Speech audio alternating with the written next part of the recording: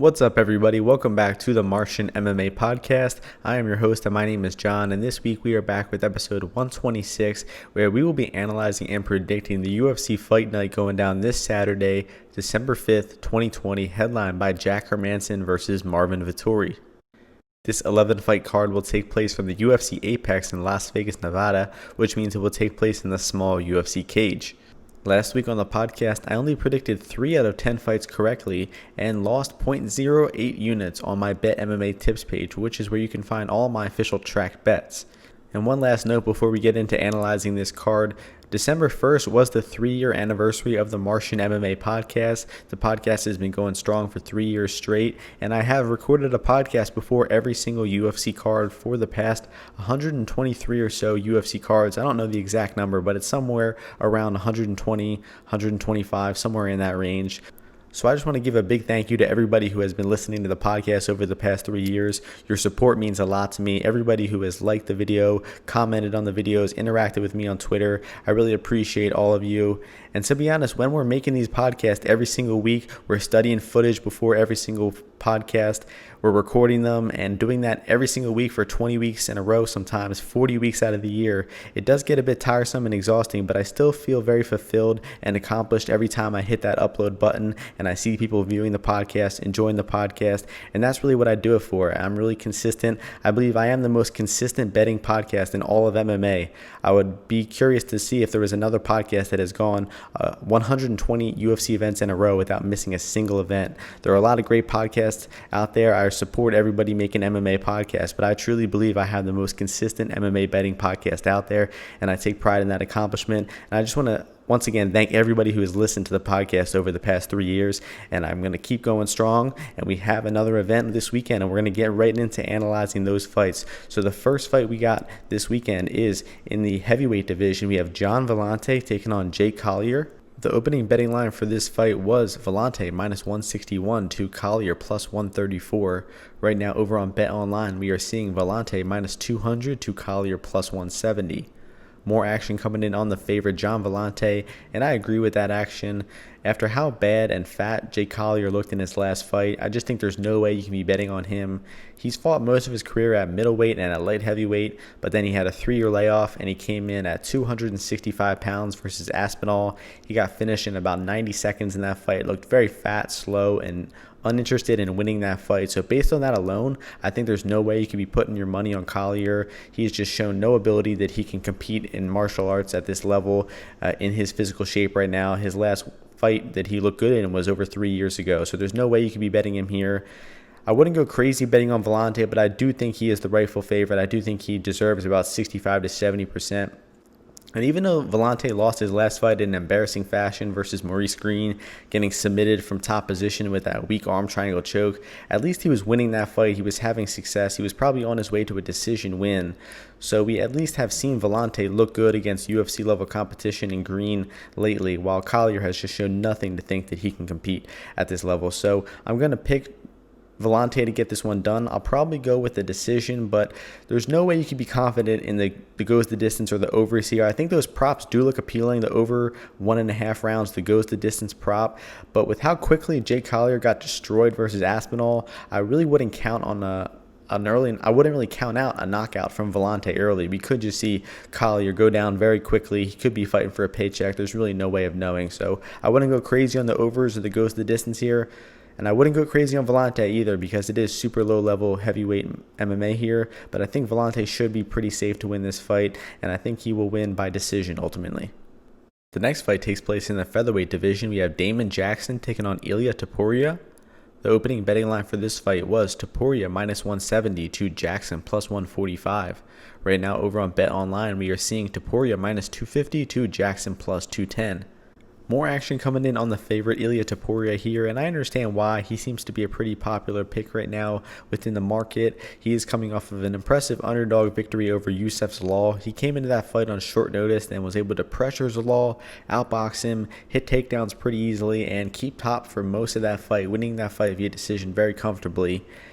I was a bit of a doubter of Topuria coming into the UFC. I do believe I picked Zalal in that fight because I don't think Topuria looked extremely great in his regional tape, but he did look very improved in that UFC debut. He had good cardio on short notice. He could shoot takedowns late into the fight, so very impressive performance from Topuria.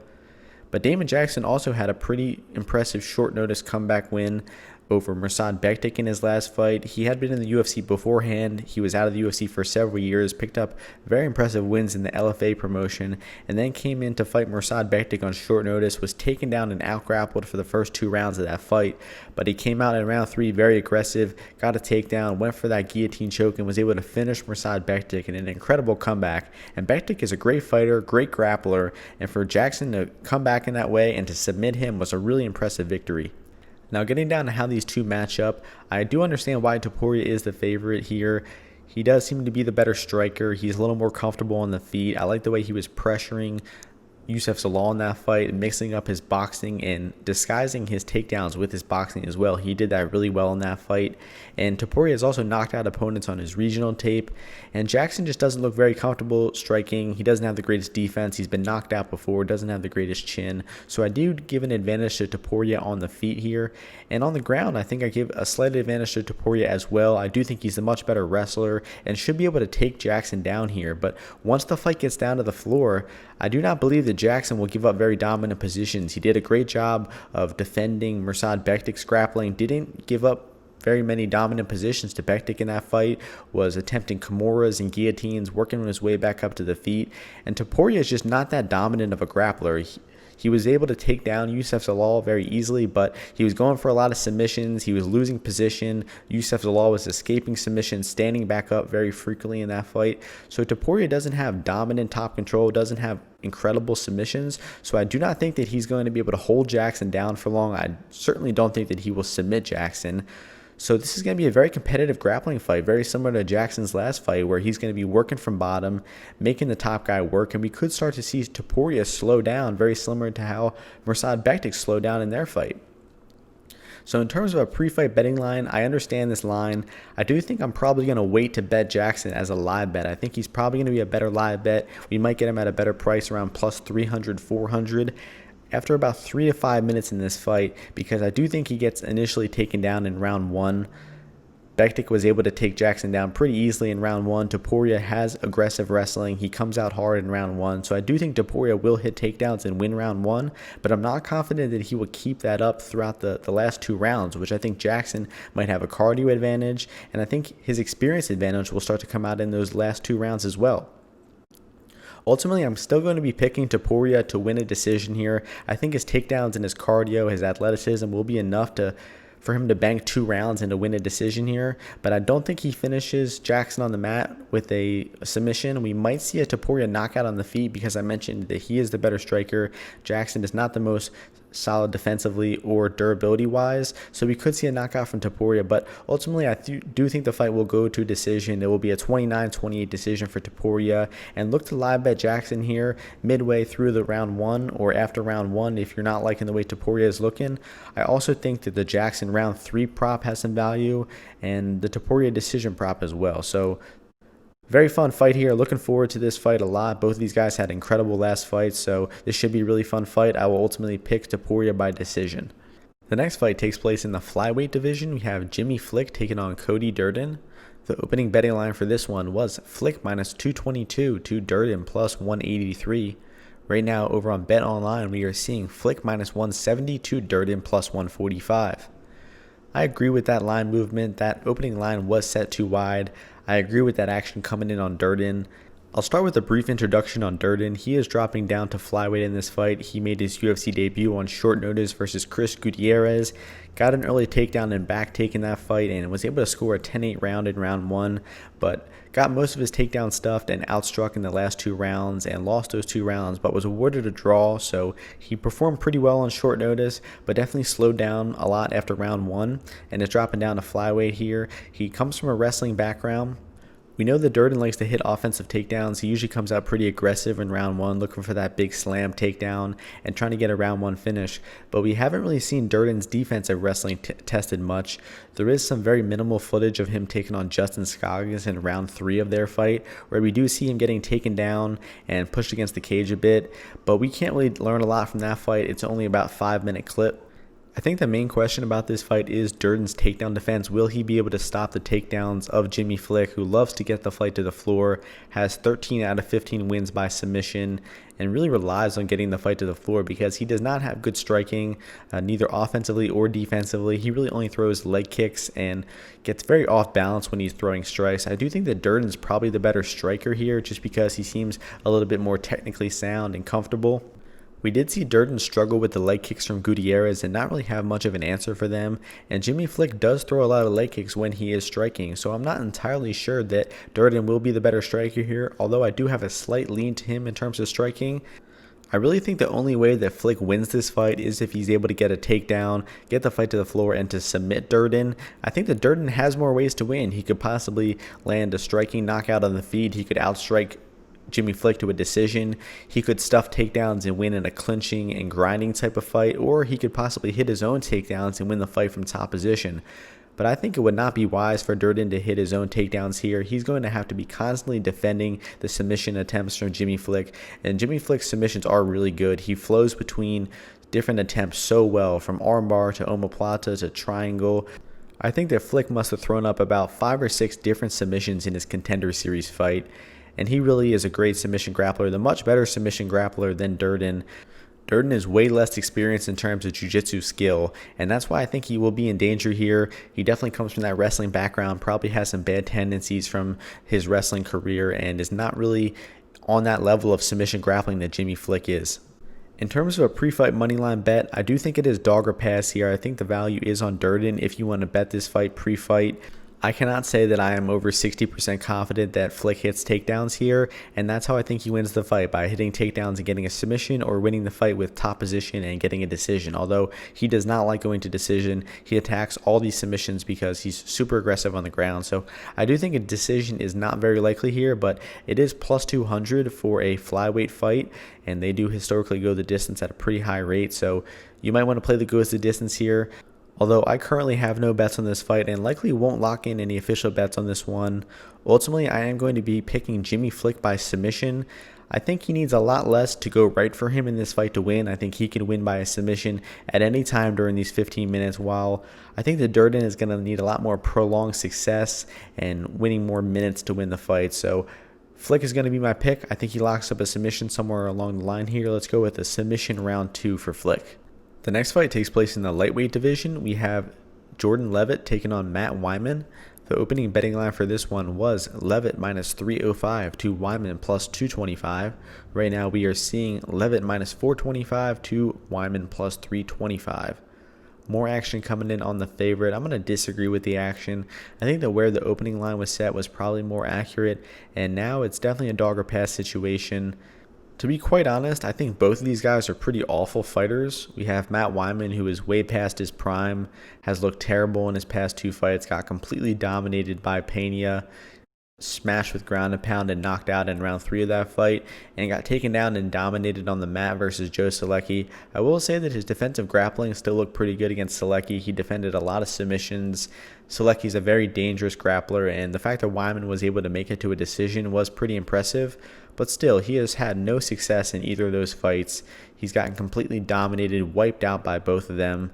So it's pretty hard to have any faith in Wiman here, and I'm not really advising to bet on Wiman, even though I did say it is dog or pass.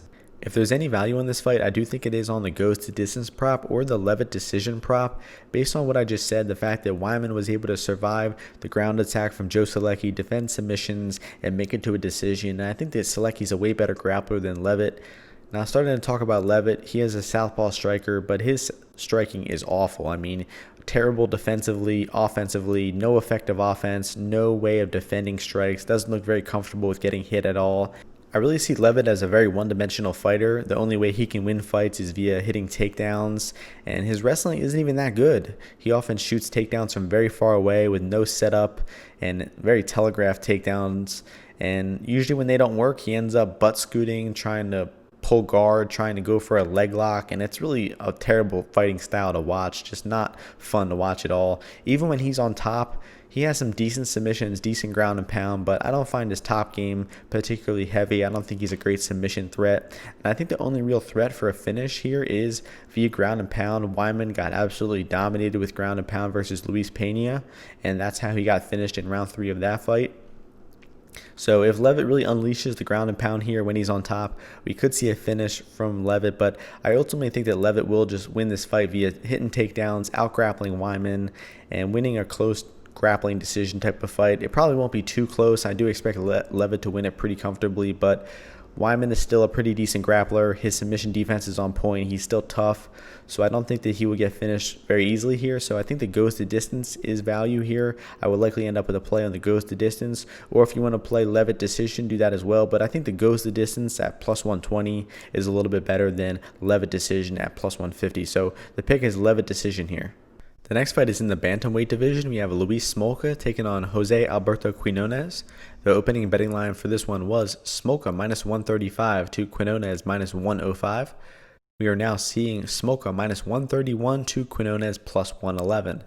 There is two-way action coming in on this fight, and this fight was actually supposed to happen 3 weeks ago. Both fighters weighed in. Luis Smolka missed weight by a little bit, and the UFC medical staff deemed him medically unfit to compete and was actually hospitalized, but they're throwing him right back in here 3 weeks later. He's got to cut all that weight again. He did weigh in at 135 and made weight today, but you still got to think that weight cut back-to-back is going to hurt both of them, and probably going to hurt Smolka more, who obviously had a rough weight cut 3 weeks ago.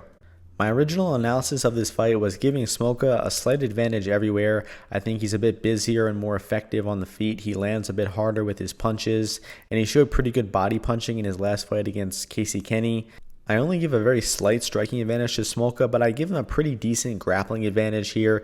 I do think he's just the better wrestler, the better from top position, and a little bit better off of his back with submissions and getting back up to his feet, so I trust him a lot more if this fight gets to the floor.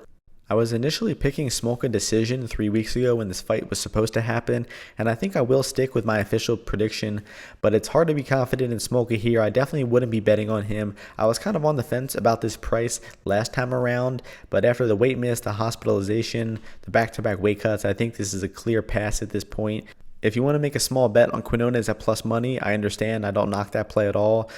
Ultimately, I still will be picking Smolka decision, but I'm expecting a really close fight, and it's not a confident pick at all.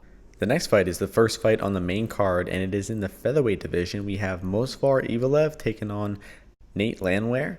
The opening betting line for this one was Evloev minus 350 to Landwehr plus 285. Right now over on Bet Online, we are seeing Evloev minus 675 to Landwehr plus 500. Much more action coming in on the favorite Movsar Evloev, and I agree with that action. I actually think that Evloev's chances in this fight are around 90%. Outside of some crazy knockout on the feet in this one, I do not see how Landwehr will win. He's just outmatched everywhere. Both these guys come from the M1 Global promotion. They are both champions, have 5-round experience, and Evloev is actually the smaller guy. He was the champion at bantamweight but moved up to featherweight since he's been in the UFC. I'm a big fan of Landwehr. He's a very fun fighter to watch. His last fight against Darren Elkins was very entertaining, but even in that fight, that was a closer fight than it should have been. He should have been able to outbox Darren Elkins easily. We saw Darren Elkins look very bad on the feet versus Eduardo Garagori recently, and that kind of makes Landwehr's performance against him look worse. The fact that he wasn't able to clearly outstrike Darren Elkins in that fight. Based off of that, I do give Evloev a pretty significant striking advantage. He just has very clean technique in every aspect of MMA. His boxing is sharp. He can hit offensive takedowns. He's got great top game. Really impressed with Movsar Evloev. This is kind of a step back from Mike Grundy, in my opinion. Pretty bad matchmaking. This should be a really easy fight for Movsar Evloev. I think he either wins by 30-26, 30-25 decision, or does find a finish somewhere along the line. He's not very aggressive with chasing finishes, but I think this will be such a mismatch. And Landwehr is very aggressive. Even when he's losing, he still keeps coming forward. So I think a finish is possible, but I'm going to ultimately pick a 30-26 decision for Movsar Evloev. And Movsar Evloev by decision is the pick. The next fight takes place in the light heavyweight division. We have Allan-Dolidze taking on John Allan. The opening betting line for this one was Dolidze minus 200 to Allan plus 170. Right now over on Bet Online, the line is Dolidze minus 205 to Allen plus 175. There is two-way action coming in on this fight with a little more on Dolidze's side, and I disagree with this initial line. I think this fight is much closer than the odds indicate. I would maybe give Dolidze a slight advantage, maybe 55% here. Would not go over 60%, and I think at 67% for Dolidze, that line is off by a good amount. So I am eyeing a bet on John Allan here. Have not locked in the action yet though, because his price just keeps going up. Plus 175 is the best it's been all week. So over the next 24 hours, I will likely lock in a bet on John Allan for about 1 unit, maybe even 1.5 units, depending on the price. One concern I do have over this fight is Allan is coming off of a USADA suspension. This is his first fight back since getting his win over Mike Rodriguez. I think that was a short notice win, but a really impressive win over Mike Rodriguez. Weathered the early storm from him, was able to outstrike him, take him down, and keep him down and win those last 2 rounds for a comfortable decision. Very impressive performance from John Allan in that one. I'm a bit concerned about the USADA suspension, but Roman Dolidze is also coming off of a USADA suspension. He's actually fought one time since then and did knock out Kitas Ibrahimov in round 1, but both these guys are potentially coming off of steroids. That's something to consider here, although they both still look pretty juicy, especially Roman Dolidze. On the face-off today, he looked extremely muscular, but that's beside the point. On a technical note, in most of Dolidze's regional fights, he comes out very aggressive, looking for a takedown in round 1, but in his past 2 fights, he has not shot takedowns at all. His UFC debut against Kitas Ibrahimov was a very low output fight before he landed that left kick, knee, or whatever it was that ended up knocking out Ibrahimov. And his fight before that in some promotion in Russia was kind of a low output striking match as well, where he uncharacteristically did not shoot many takedowns. So we don't fully know what to expect from Dolidze. He shot early takedowns and was very aggressive in his early career, but his past few fights, he's been looking a lot more tentative, looking to keep the fight standing, maybe having a little bit more faith in his striking. He did get 2 striking knockouts in his past 2 fights as well, so I do think Dolidze coming out and wrestling early is less reliable, but it would be a good path to victory for him here because John Allan does struggle with takedown defense. He was taken down and outgrappled by Vincius Moreira on the Contender Series, who we now know is a very terrible fighter. In that fight, Allan initially stuffed some takedowns and was outboxing Moreira, but just couldn't put up a consistent takedown performance, couldn't stop the takedowns of Moreira, and eventually was taken down, put in some bad positions, and eventually got submitted with a triangle choke. So we know that Allan's takedown defense is not great, and all 3 of his most recent losses have come by way of submission. So if Roman Dolidze comes out here with the right game plan to shoot a lot of takedowns, to try to get this fight to the floor and submit Allan, he has a good path to victory and has a good chance of getting that submission. Dolidze's submission prop right now is plus 600. I think that's a good bet. And we haven't talked about the striking in this fight either. And I do favor John Allan on the feet in this one. I think he's the much more fluid striker. He's got good boxing, digs to the body very well. While Roman Dolidze is a lot more plodding, relying on big power shots, does not have very consistent output throughout the 5 minutes of a round, and is kind of reliant on those big knockout shots at a time. So that's why I slightly favor John Allan on the feet here. I do favor Dolidze on the ground, but John Allan can also hit his own offensive takedowns. He hit 5 takedowns versus Mike Rodriguez. He had good cardio late in that fight, and as long as John Allan isn't too heavily affected by coming off this USADA suspension, I really like his chances to stuff takedowns, to outstrike Dolidze, and to win this fight either by decision or knockout. So I'm actually going to pick John Allan to pull off the upset here. As I mentioned earlier, I have not locked in my action on Allan yet. I'm really waiting for the best price, but I think there is about 7 to 10% worth of value on John Allan here, so you can place your unit size accordingly. I will likely be ending up with 1.5 units on John Allan here, and I'm going to pick him to win by decision. The next fight is in the lightweight division. We have Gabriel Benitez taking on Justin Jaynes. The opening betting line for this one was Jaynes minus 155 to Benitez plus 115. Right now over on Bet Online, we are seeing Benitez minus 240 to Jaynes plus 205. The line has flipped. Very bad opening line. The market came in on the right side here. Benitez is the justified favorite. The justified minus 200 favorite. So whoever opened up that line, it was a really bad line. And congratulations to anybody who got in on Benitez at that early price. This fight is at lightweight, and Jaynes' last fight was at featherweight, where he looked pretty bad against Gavin Tucker. Had a competitive round 1, but really couldn't stop the takedowns of Gavin Tucker, got outgrappled and eventually submitted in that fight. And Benitez spent most of his career at featherweight as well, but moved up to lightweight for his last fight, lost a close competitive decision to Omar Morales. And I'm expecting both guys to look better than they did last fight because Benitez is getting more used to fighting at 155. I'm sure his body's getting used to fighting at this bigger weight class as well, so he'll be growing into this weight class a little bit better. And Jaynes won't be having to have that massive weight cut, which is probably why he gassed out so hard in that fight against Gavin Tucker. But Jaynes' style just doesn't lead me to believe that he has a good gas tank at all. He does have most of his wins by round 1 knockout. And when the fight goes out of round 1, you definitely see him slow down. He doesn't have very great skill. He really thrives in those brawls where he's just throwing haymakers in round 1, which is how he has his only UFC win against Frank Camacho. The only way I see Jaynes winning this fight is via knockout in the early rounds, and it's completely possible because Benitez doesn't have the greatest defense or chin. He has been finished at 145 2 times in the first round by Andre Fili and by Sadiq Youssef. But those are two very high-level strikers, and I do not think that Justin Jaynes is anywhere near those guys. So I really give it a low probability of happening, and I think that Gabriel Benitez should just pick Justin Jaynes apart. Jaynes is not much of an offensive wrestling threat here either, so I just struggle to find any advantages for Jaynes in this fight. He slows down later in the fight. He doesn't really have high-level striking. He is kind of sloppy and slow striking, actually, in my opinion. So Benitez should be able to outstrike him pretty easily, possibly even finding a late knockout in those rounds 2 or 3. So I'm actually going to go with a round 3 knockout pick.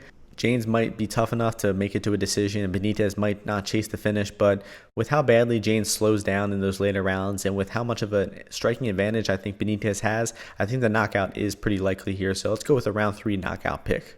The next fight takes place in the women's flyweight division. We have Montana De La Rosa taking on Topuria-Santos.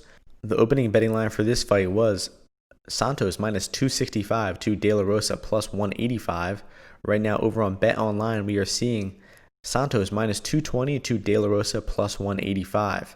There is two-way action coming in on this fight with a little bit more on Montana De La Rosa's side, and I think that that is the right side to be on. I think that this line is a bit wide, especially that opening line at minus 265 for Santos. I think people could be factoring a little bit of recency bias into this one. Santos is coming off of a win over Molly McCann, and possibly their records as well. You got 16-1 versus 11-6, so people could be just blind betting Santos here, but I really don't see it. I think this is a much more competitive fight than the odds indicate. I am usually pretty optimistic about Montana De La Rosa. I bet her in her last fight against Viviane Araujo, and I really didn't like her approach in that fight. When she fought Andrea Lee and was getting outstruck by Lee, she was relentless with her takedowns, shot like 12 takedowns in that fight, and was able to hit 5 of those takedowns.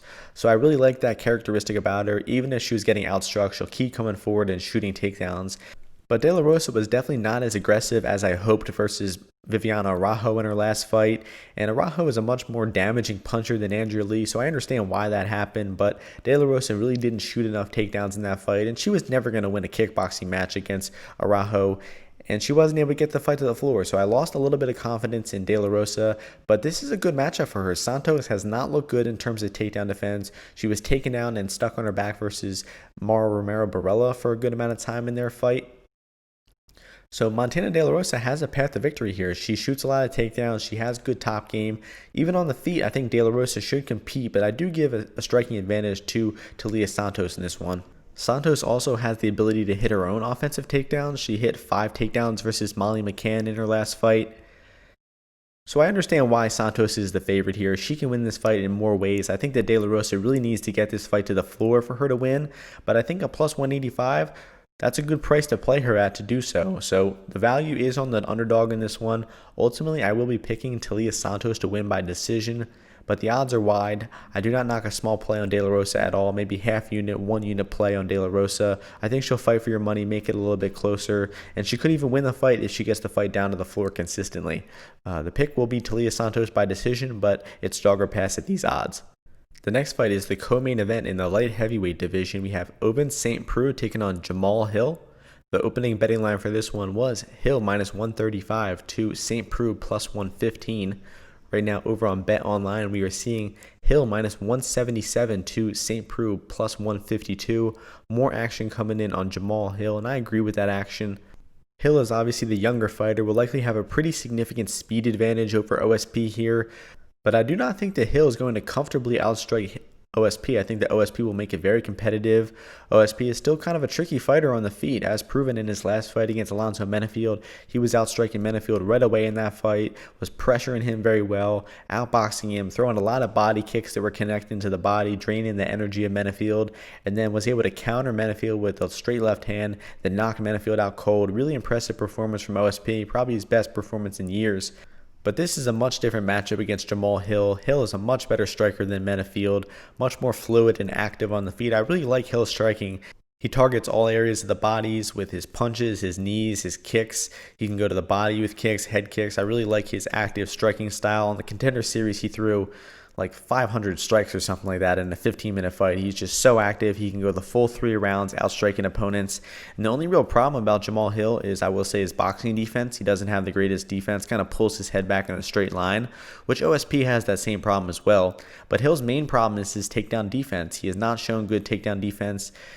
He did get up from a lot of Darko Stosic's takedowns and didn't spend much time on his back, but a better wrestler who's going to be able to hold him down could have some success in Jamahal Hill's career, and that is what OSP does. OSP still has pretty decent takedowns, good top game, of course. He's very heavy on top and has submitted tons of opponents. The one issue with OSP is you never know if he's going to come out shooting takedowns right away. In the Nikita Krylov fight, he came out shooting takedowns in round 1, hit a lot of takedowns, but wasn't able to hold Krylov down and ended up gassing out and getting finished in that fight. That didn't really have him much success when he came out looking for takedowns right away. But when he came out versus Mikhail Olechechuk and was striking for a little bit, getting outstrike, then he turned to his wrestling as plan B. And that's when he was able to hit takedowns, get his top game going, and eventually submit Mikhail in round 2. If we could trust OSP to come out here and shoot a high amount of takedowns and to constantly pursue the wrestling versus Jamahal Hill, then he would probably be the favorite here.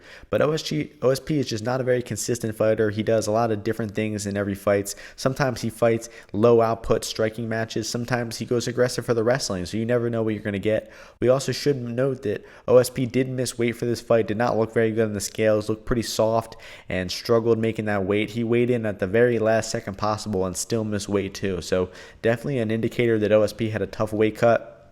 I was way more optimistic about OSP's chances in this fight before the weight miss. I think that he could compete on the feet, possibly even hurt Hill with strikes at some point with Hill's bad boxing defense.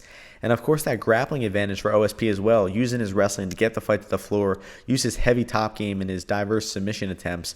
I was eyeing a play on OSP as an underdog before the weight miss, but after seeing that he didn't look good on the scales, I'm probably going to hold off here and maybe look to live bet OSP. If he's getting outstruck and he's looking durable, looking like he's not going to get knocked out, then he's always lied to hit the takedowns. He's always lied to pull off a crazy comeback. Most of OSP's wins have been by comebacks. So look to live bet OSP if he's down here and if he's looking somewhat competent. But ultimately, I will be picking Jamahal Hill to win by decision. I think that the speed advantage, the high output in his striking, and the way that he is accurate with his strikes to different parts of the body will eventually win him this fight. I think that he's able to avoid getting taken down, avoid getting stuck on his back, and wins this fight via decision. So the pick is going to be Jamahal Hill by decision. It's not a confident pick, and it is dog or pass. Even with OSP's weight cut, it is dog or pass at these odds. Do not lay the chalk on Hill at this price. And once again, the official pick will be Hill by decision. The next fight is the main event of the card in the middleweight division. We have Marvin Vettori taking on Jack Hermansson. The opening betting line for this one was Vettori minus 160 to Hermansson plus 140. Right now we are seeing over on Bet Online, Vettori minus 141 to Hermansson plus 121. More action coming in on Jack Hermansson here, although there is two-way action on this competitive main event. There have been a lot of changes to this main event. It was supposed to be Hermansson versus Darren Till, then it was supposed to be Hermansson versus Holland, and now it is Hermansson versus Marvin Vettori. Although Vettori was training for a fight against Jacare Souza on December 12th, that is just 1 week from now, so he's in good shape. He was in fight camp anyway. He just got bumped up to 2 extra rounds for this fight. So theoretically, Hermansson should have a cardio advantage considering he had more of a heads up that this fight was going to be 5 rounds, and we have actually seen Hermansson go the full 5 rounds, a good 5-round performance against Jacare Souza, probably his best win on his record, and we have yet to see Vettori go the full 5 rounds, although I do not expect it to be a major problem from Vettori. He usually has good cardio, especially in those late rounds. He's kind of known for putting a pace and pressure on his opponents, and he has had good volume in round 3 before, so I do not expect cardio to be a big issue for Vettori. In the striking of this fight, I do give Marvin Vettori an advantage. We know that Jack Hermansson has that unconventional herky-jerky striking style where he throws a lot of leg kicks, very unconventional movement, and he can be effective when he pops out his jab at sometimes, but does not have good defense, does not really react to punches very well. We have seen him get knocked out a few times throughout his career. So I definitely think that Marvin Vettori is the better striker. I really like Vettori's output on the feet. He's got that southpaw boxing where he throws a lot of straight punches, very good boxing technique. He digs to the body very well. In the grappling in this fight, we know that Jack Hermansson is definitely the better submission grappler of the two. He's got some incredible submissions on his record. His arm and guillotine is definitely his best choke. Very unusual choke to see in MMA, but Jack Hermansson does it better than anybody. But before Hermansson gets a submission in this fight, he needs to get the fight to the floor, and I think he's going to struggle with that in this fight. I'm not really impressed with Jack Hermansson's wrestling skill. I don't think he sets up his shots very well. I think he kind of relies on a lot of muscle and athleticism to get his takedowns. I think that was very evident in the Jared Cannonier fight. Hermansson came out very aggressive in that fight, looking for early takedowns, and even landed a few brief takedowns, but was not able to establish a dominant position on Cannonier. Cannonier is super athletic, has good get-ups, was able to work his way back up to the feet, and outstrike and outbox Jack Hermansson on the feet in that fight, and eventually landed a nasty counter uppercut that led to the finish in that fight. I think that fight really showed that if Jack Hermansson is not able to get the fight to the floor early on in the fight, he really struggles. He's not comfortable just completely striking with his opponents. And it really comes down to Marvin Vettori's takedown defense. Is Vettori going to be able to stop the wrestling attempts of Jack Hermansson? And I believe that he will. The last time we saw Vettori taken down was in 2016 versus Antonio Carlos Jr., a very skilled jiu-jitsu practitioner with actually pretty good wrestling to go along with it. I think he probably has better wrestling than Jack Hermansson does. But even in that fight, Vettori was hard to take down. He was able to reverse position at times, and he lost a close decision. But he has just improved and improved since then. Solid fighters like Cesar Ferreira, Andrew Sanchez, Omari Akhmedov all attempted to take Vettori down, and all three of them failed. So you can clearly see the improvements in his defensive grappling since then, and Vettori has really just improved in all aspects of MMA. I really think he is an incredible fighter. He does pretty much everything well, in my opinion. He has good offensive striking. I really like his boxing attack. Very durable on the feet as well. He's got good cardio. He can pressure opponents and put a pace on them. He's got good takedown defense, and he actually has the ability to hit his own takedowns, top game opponents, and submit them like he did in his last fight against Carl Roberson. So I think that Vettori is a really complete fighter. I think he's the better, well-rounded fighter than Jack Hermansson.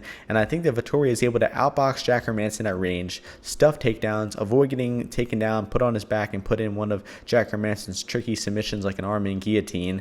And I think that Vettori will outbox Jack Hermansson, likely leading to a finish. Jack Hermansson kind of runs out of ideas, gets really aggressive, charges at you when he's not successful. And I think that Vettori is just going to be countering him all day, landing hard punches, the damage will accumulate, and we will likely see a mid-round knockout for Marvin Vettori. I'm going to go with a round 3 knockout for Vettori as the official prediction. In terms of bets for this fight, looking at the money line, I think it's actually Vettori or pass. I do not think there's any value on Hermansson at plus 120, considering Vettori's takedown defenses look so good. Hermansson's wrestling is not that good, and I think that Vettori just has many more ways to win the fight, and I think that his chances are around 60 to 65% here. So I think there's actually some value on Vettori at these odds. Haven't bet him yet, and I doubt I will, but Vettori is the value side in this fight. So that is going to conclude this fight analysis, and that will conclude this podcast as well. This is the 3-year anniversary episode of Martian MMA. Once again, thanking everybody who has listened over the past 3 years, and hope you all enjoy the event this weekend. Hope you all win some bets. You can check out my official bets on my Bet MMA Tips page, which can be found on my Twitter profile, in the YouTube description of all the videos, and that's where you see all my official bets. I don't have any official bets locked in so far, but I will definitely lock in some over the next 24 hours. Make sure you keep posted with that Bet MMA page, and subscribe or follow me on Bet MMA so you get an email every time I post a pick. So thank you all for listening. Hope you all enjoyed the podcast. Hope you all enjoy the card this weekend, and hope you all win some bets. Peace.